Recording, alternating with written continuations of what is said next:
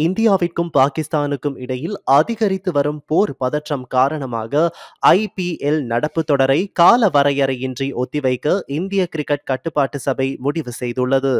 Zuzi, the clothing store. முழு குடும்பத்தினருக்கும் தேவையான அனைத்து ஆடை அணிகலன்களையும் ஒரே இடத்தில் கொள்வனவு செய்யுங்கள். அனைவருக்கும் ட்ரெண்டிங்கான எக்ஸ்க்ளூசிவ் கலெக்ஷன்ஸ் எங்களிடம். கொட்டஹென, ஹேட்டன் மற்றும் வில்லபத்தை புதிய கிளையில். சந்தோஷமான தருணங்களை ஜூசியுடன் கொண்டாடுங்கள்.